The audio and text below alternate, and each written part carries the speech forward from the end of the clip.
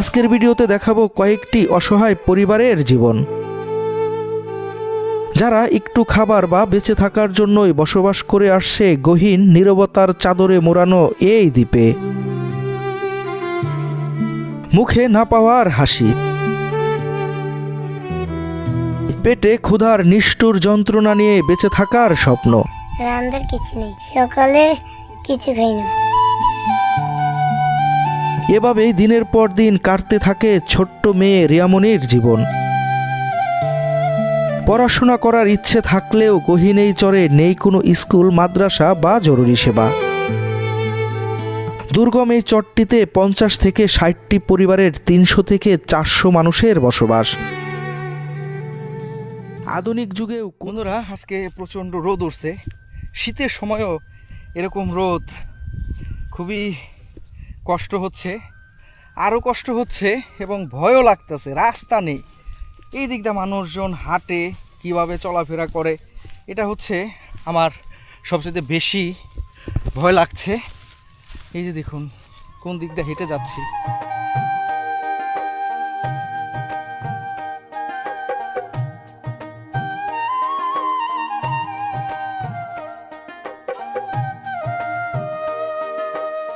বন্ধুরা, এরকম ধান ক্ষেত দিয়ে হেঁটে যাচ্ছি।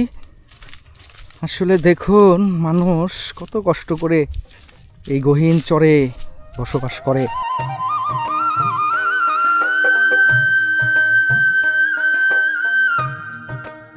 বন্ধুরা, এই যে খামার দেখতে পাচ্ছেন, এটি হচ্ছে মহিষের খামার। ওই পাশে অনেক মহিষ আছে। সব মহিষ সন্ধ্যার দিকে এইখানে নিয়ে আসে এবং ভোরবেলা এখানে মহিষের দুধ সংগ্রহ করে এই জায়গার থেকে। আর সেই দুধ তারা আলেকজান্ডার, লক্ষ্মীপুর, নোয়াখালী বিভিন্ন জেলায় নিয়ে যায়। পুরা মাঠটাই দেখতে পাচ্ছেন, এখানে মাঠ জুড়ে শুধু এখানে মহিষই তারা লালন পালন করে। দেখুন মাঠ একেবারে ফাঁকা জায়গার মধ্যে মহিষ পালে। এই যে ছোট ছোট যে বেড়াদে রাখছে, এটি হচ্ছে মহিষের বাচ্চার জন্য। মহিষের বাচ্চাগুলো এখানে রেখে আটকিয়ে রাখে, যাতে কখনোই মহিষের বাচ্চা দূরে যেতে না পারে।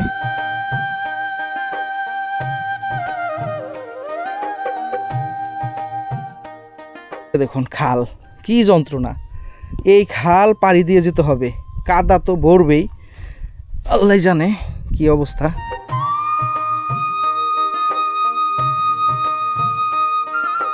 বন্ধুরা, আজকে যে চরে হাঁটতেছি, চর আবদুল্লাহ, এটি লক্ষ্মীপুরের রামগতি উপজেলায় পড়েছে, আলেকজান্ডার পৌরসভায়। আসলে এই চরে বেশি বাড়িঘর নাই, আর বাড়িঘর যা আছে অনেক দূরে দূরে, এক বাড়ি থেকে আরেক বাড়ি যেতে অবস্থা খুবই খারাপ।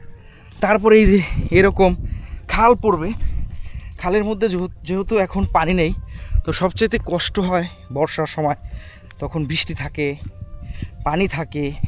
আমি আবার এসেছিলাম এই চরে, যখন এসেছিলাম যেভাবে দেখছি ওই রকমই রয়েছে, কোনো পরিবর্তন ঘটে নাই। অন্যান্য চরে যখন আমরা যাই তখন দেখতে পারি যে এই বছরে অল্প কিছু বাড়ি, পরের বছরে বাড়িঘর আরও বেড়ে গেছে। এখানে কিন্তু যে কয়টা বাড়িঘর দেখছি, ওই কয়টা বাড়িঘরই এখানে আছে।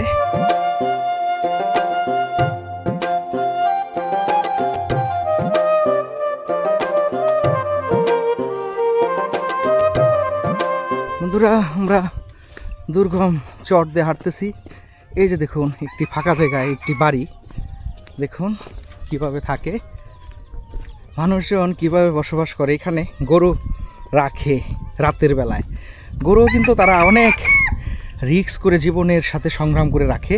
এই যে ঘর দেখতে পাচ্ছেন, ঘর, এই ঘরে থাকে মানুষ, থাকে কিভাবে থাকে জানি না। তোমাদের ঘর এইটা, এইখানে কিভাবে থাকো? এখানে না গরু থাকে? এই যে দেখুন কিভাবে থাকে এখানে। এই যে বিছানা, এই বিছানায় ঘুমায়। এই যে এইখানে রান্না করে, দেখুন কোথায় রান্না করে। গরু যেখানে, ওনারা ওইখানে থাকে। গরু কিন্তু ওনাদের না, ওনারা সম্ভবত বর্গা পালে। এখানে আমার দেশ বাড়িঘর নাই, এখন আমরা ফেডার ভাবে ফলাইন চাইলে সরফরে রয়েছি। যা আঙ্গ দুইছে একটু যা আইতো আল্লাহর আছে, এখানে কাগজ ইয়া যায় নেয়, নাম টাম নেয়, নিয়ে আঙ্গরা দেয় না। আমরা আঙ্গ ফেটে পড়ে না কি করি নিজে করতে আর সালাম লইয়া যেতে আছে কিভাবে? আর নিজেরা এই স্বামী কষ্ট করে রথ ফাঁসে যদি আনে তো খাই ফেটে চালাই আর না চালাই তো মানে দিত হেয়া করে নাহলে আমাদের করার কিছু নেই। এই তিনটা যে পড়ালেখা কি কার কাছে দিব লেখাপড়া করাতে পারি না যেন মন চায় না যে ওদের লেখাপড়া হোক? ওদের লেখাপড়ার তো চেষ্টাতে আছি এখানে মাদ্রাসা দিয়েছে ঠিক মতো পড়ালেখা করে না মাদ্রাসা তো বন্ধ। যে বন্ধ করে রাখছে কি করা আছে না দেশ বাড়ি যদি থাকতো তাহলে আমরা একটা ইয়েতে কত একদিন নাই টিয়ালে আমাদের সারাদিন বন্ধ রাখে, একদিন টিয়ালে সারাদিন বন্ধ রাখে। কি স্কুল মাদ্রাসা পড়ায় না তোমাদের? জি না,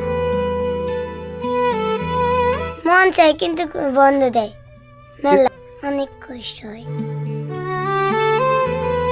জি কোথায় রান্না করে তোমার মা? ওইদিকে।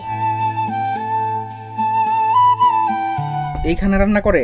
জি এদিকে তো না বাতাস আসে, এই বাতাসে রান্না করে? জি তোমার মা আজকে কি রান্না করছে? আজকে কিছু রান্না করে না, রান্নার কিছু নেই।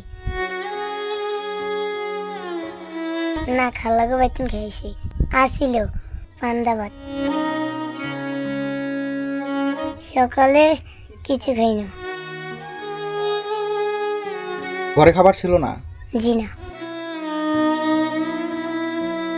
বন্ধুরা, ছোট্ট রিয়ামণিকে দেখতে পাচ্ছেন, ওদের ঘরে আসছি। ও কি বলছে জানেন? সকালে শুধু পান্তা ভাত খাইছে, খাবার নাই। এখন কিন্তু ঘরে খাবার নাই। ছোট মানুষ ক্ষুধা সহ্য করতে পারবে না, যার কারণে পাশের একটি বাড়ির থেকে ও দুপুরে খাবার খেয়ে আসছে।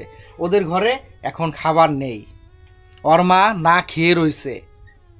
এটিই কিন্তু ও বলল যে ওদের বাসায় এখন খাবার নাই। আনতালে খাই না আনতালে করতে কামো করতে কেন অন যদি কিছু আনতে শাক পাতা যদি টুকাটাকি যদি আনতে পারিতে রান্না করুন।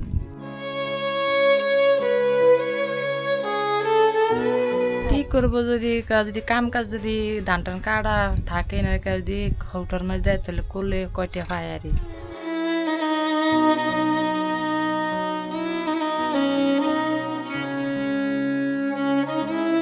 বন্ধুরা, এই যে রিয়ামণিকে দেখতে পাচ্ছেন, ওদের টিউবওয়েল নাই। ওই পাশের বাড়ির থেকে ও পানি আনতে যাইতেছে, একটু খাবার পানি সেটা ওরা ঠিকমতো খাইতে পারে না। এখানকার মানুষ এভাবেই বসবাস করে।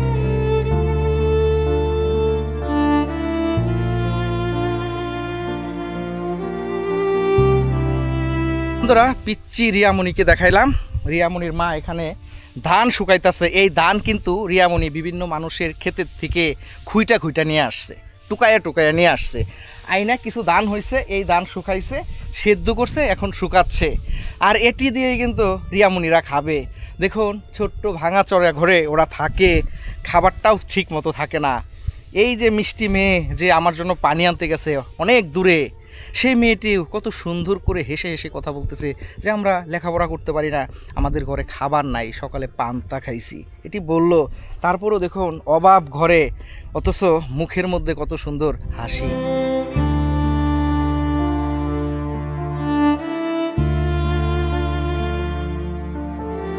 বন্ধুরা, এই যে রিয়ামণি পানি নিয়ে আসছে আমার জন্যে, দেখতে পাচ্ছেন? ওই বাড়ির থেকে পানি নিয়ে আসলো।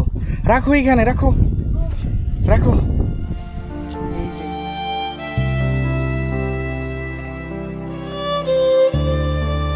কষ্ট হয়েছে আর কাকা, আপনি পানি খেতে আসছেন দেখে জন্য আমি পানি আনছি।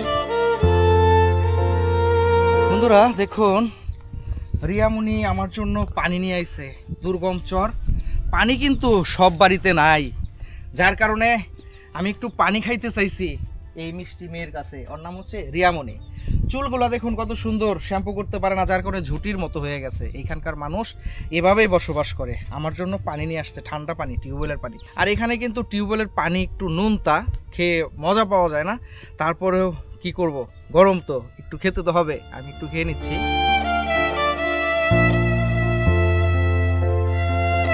বন্ধুরা, আমি রিয়ামণিদের বাড়িতে আসছি।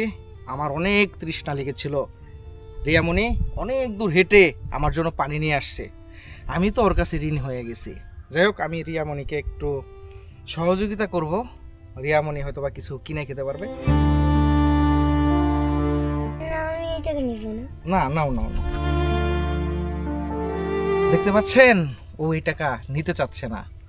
এটা হচ্ছে মানুষের শিক্ষা, এটা হচ্ছে মানুষের ভালোবাসা, যে আমি ওকে টাকা দিতে চাচ্ছি, নিতে চাইতেছে না। যাই হোক, এখানে যদি একটা স্কুল মাদ্রাসা চালু হয়ে যায়, হয়তো বা ওদের পড়াশোনা হবে, ওরা এই অশিক্ষার অন্ধকার থেকে বেরিয়ে আসবে।